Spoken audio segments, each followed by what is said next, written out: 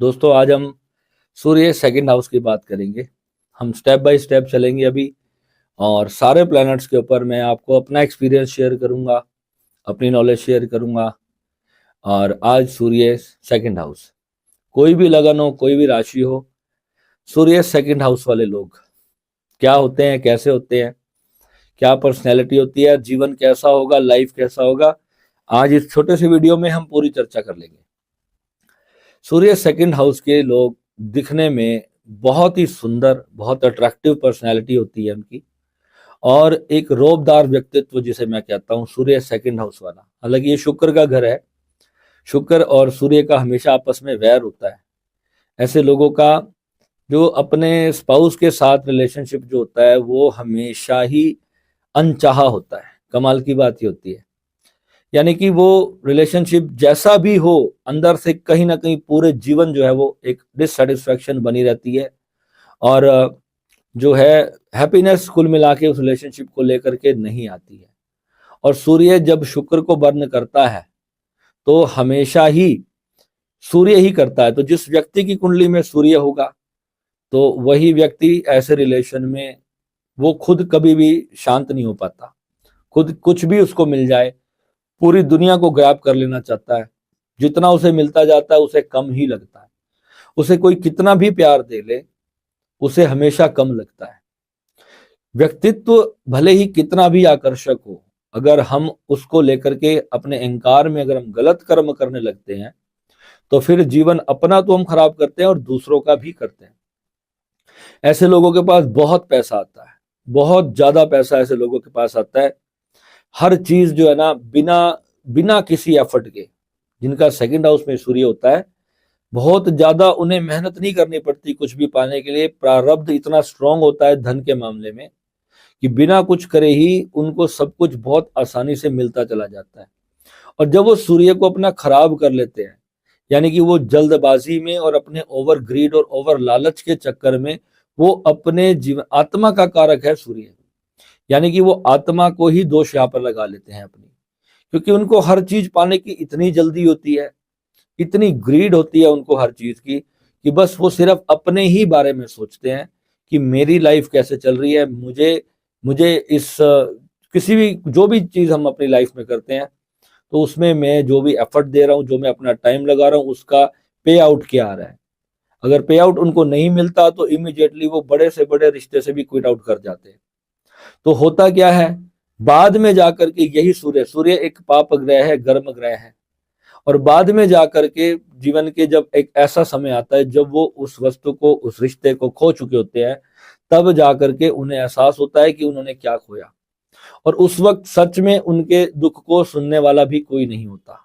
ये होता है सेकंड हाउस के सूर्य वालों के साथ। और तब उनका जो पूरा फोकस होता है वो फिर पैसा कमाने पे चला जाता है कि अब जितना पैसा मैं कमाऊं। और फिर जितने लोग वो अपने जीवन में, अपने रिलेशनशिप में लाते चले जाते हैं, और एक भटकन शुरू हो जाती है। ऐसी भटकन फिर वहां से शुरू होती है जिसका एक एंडलेस भटकन शुरू होती है। और इसके साथ अगर राहु की दृष्टि हो सूर्य पर, या केतु की दृष्टि सूर्य पर हो, शुक्र इसके आमने सामने हो, तो भी जो है हमेशा सूर्य ऐसे वाले परेशान हो जाते हैं अपनी लाइफ के अंदर।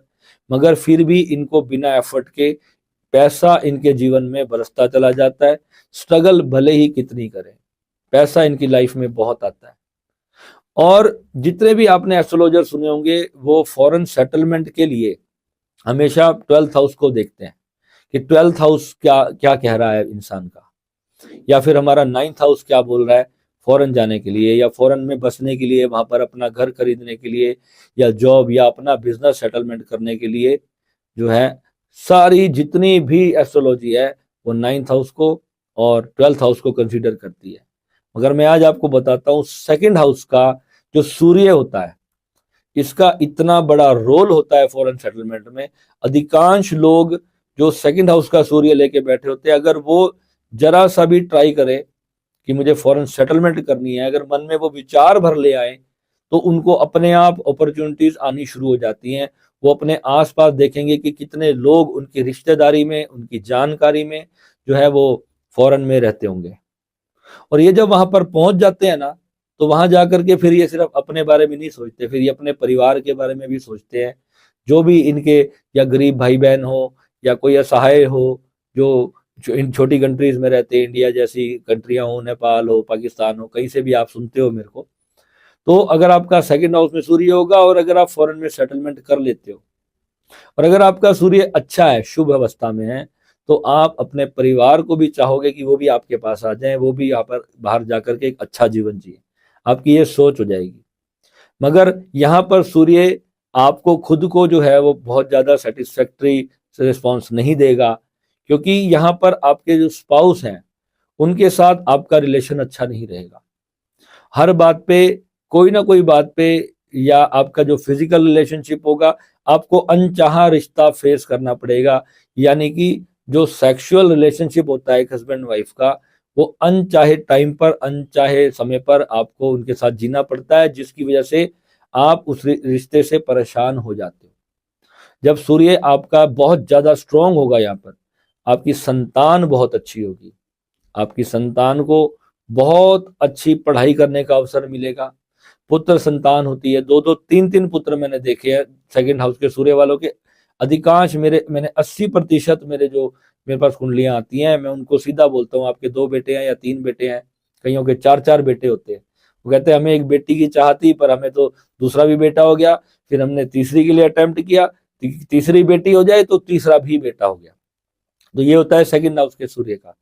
अगर और ग्रहों का साथ मिल जाए तो कई बार उनकी, या पंचम भाव में अगर चंद्रमा आ जाए, तो फिर वहां पर पहली संतान कन्या होने के चांसेस होते हैं।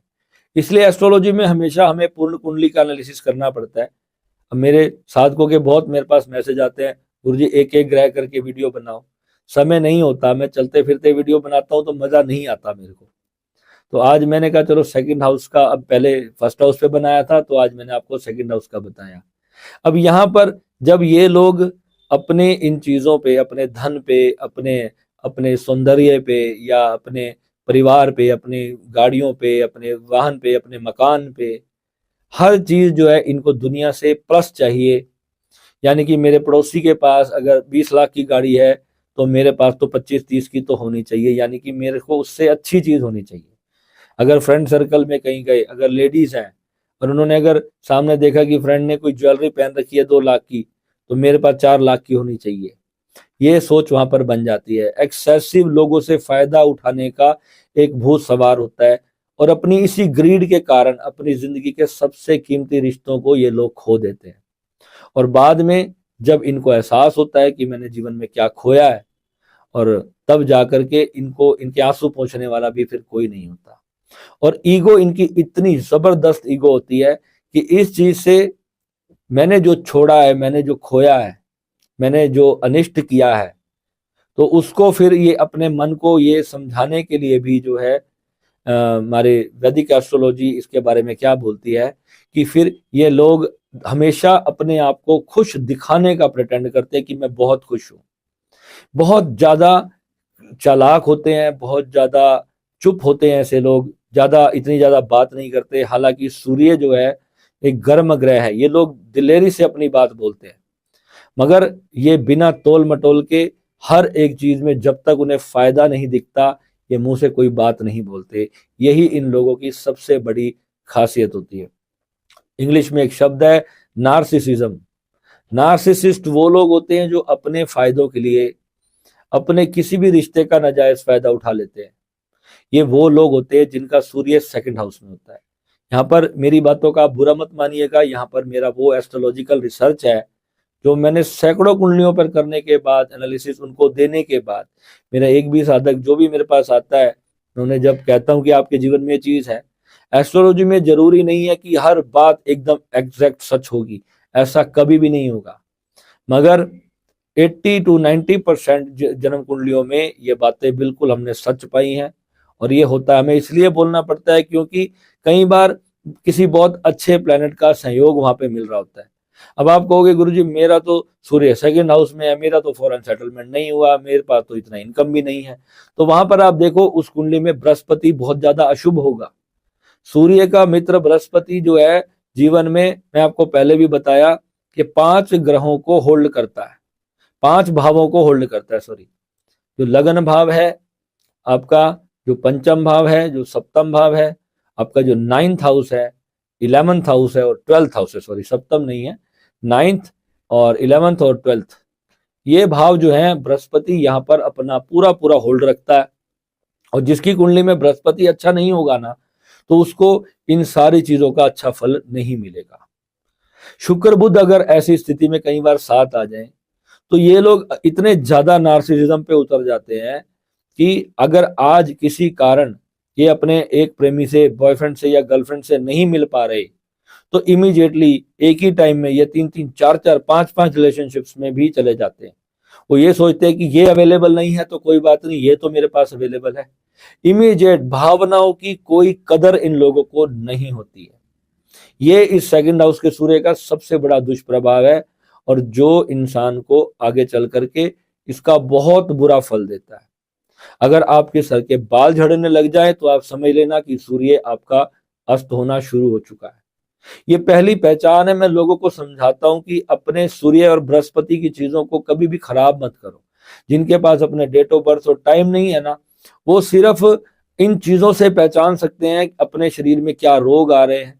अगर पेट खराब होने लग जाए, आपका वजन ज्यादा बढ़ने लग जाए, आप समझ लेना कि आपके कर्म खराब हो रहे हैं। आप आत्मा कारक जो कर्म होते हैं उसके अपोजिट चले जा रहे हो। जो आपकी सोल को मजबूत करता है, जो आपको परमात्मा के साक्षात्कार, जीवन में जो अनंत प्रेम है, वो जब हमें नहीं मिलता, तब तक जो है हमें चाहे कितना भी धन मिल जाए, संसार की कोई भी खुशी मिल जाए, काम वासना ही प्रेम नहीं होता।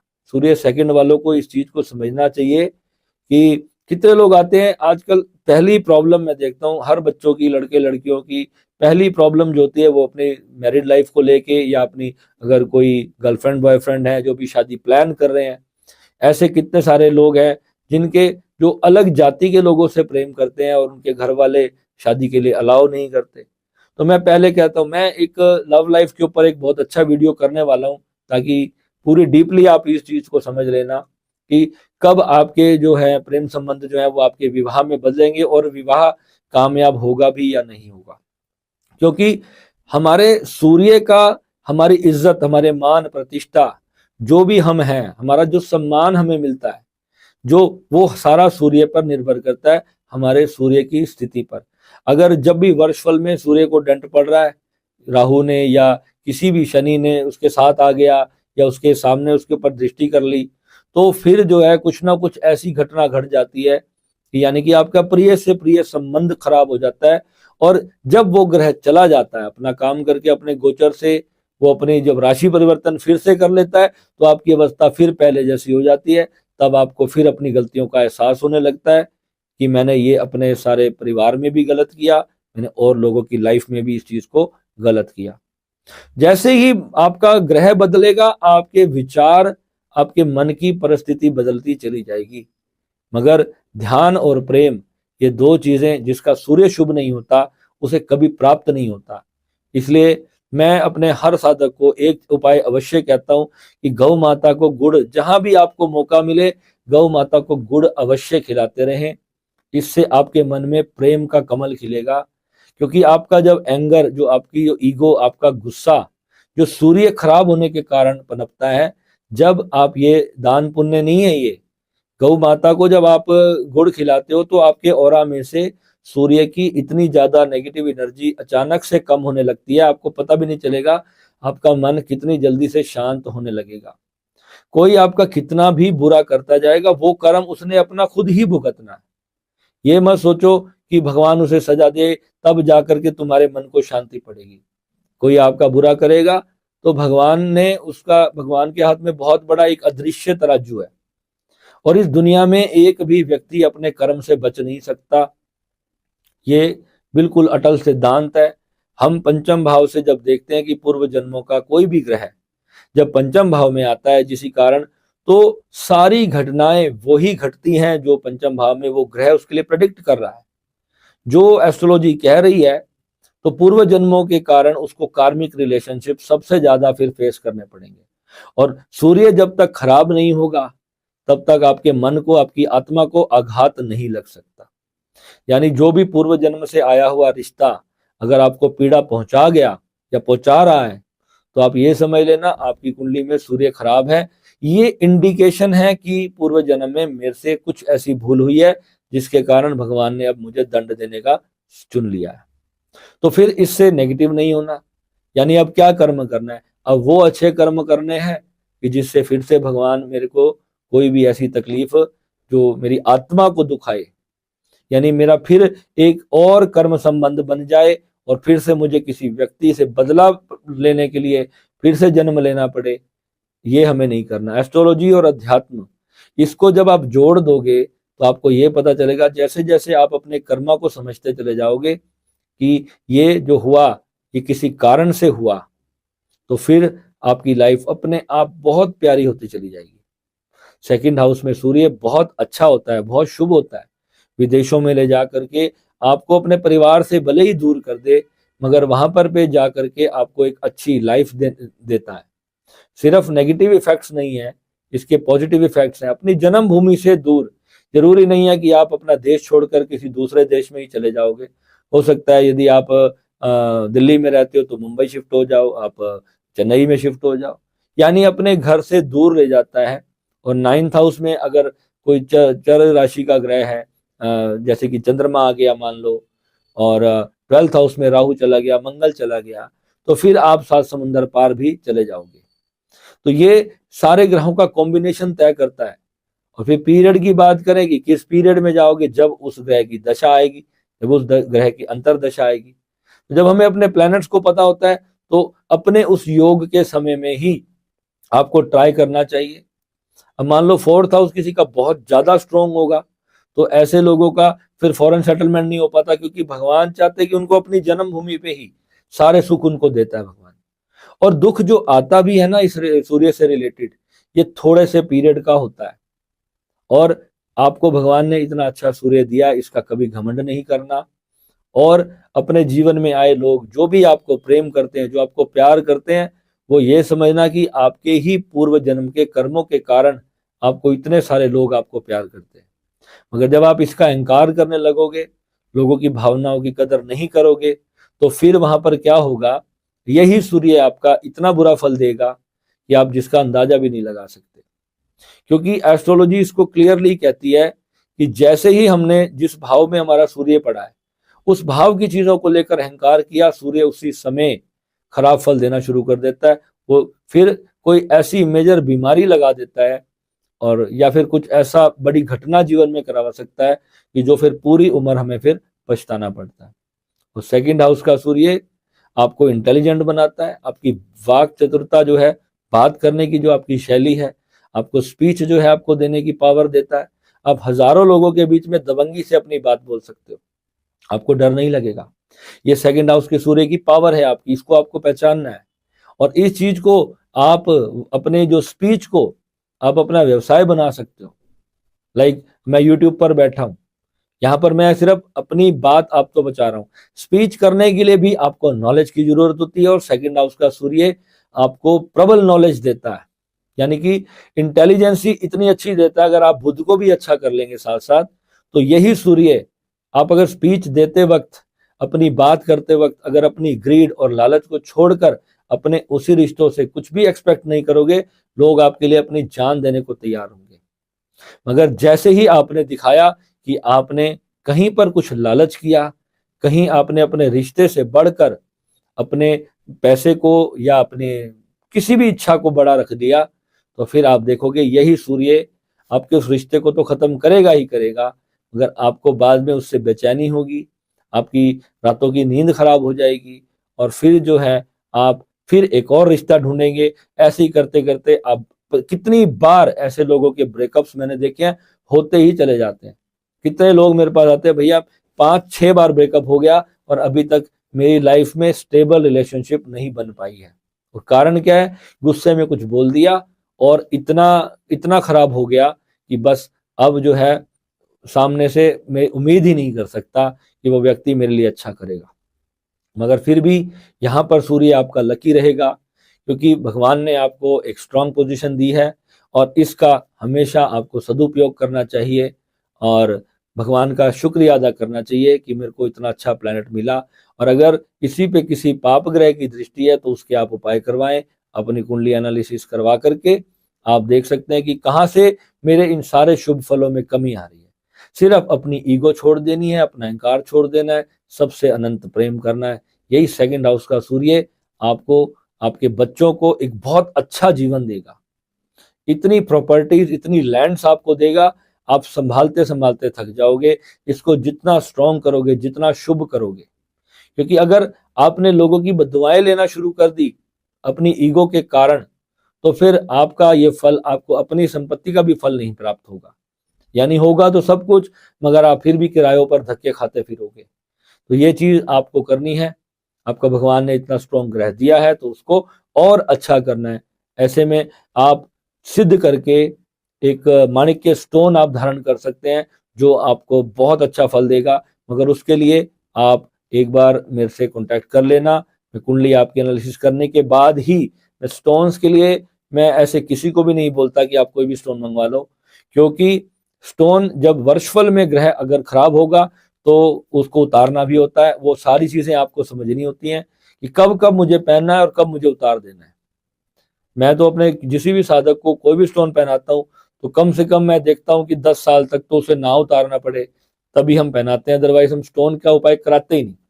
और अगर स्टोन का उपाय कर लिया तो निस्संदेह वो प्लैनेट इतना स्ट्रांग हो जाता है और विद इन 2-3 महीनों में ही रिजल्ट सामने टेबल पे दिखने शुरू हो जाते हैं। ठीक है, तो मिलेंगे अगले वीडियो में। नमः शिवाय।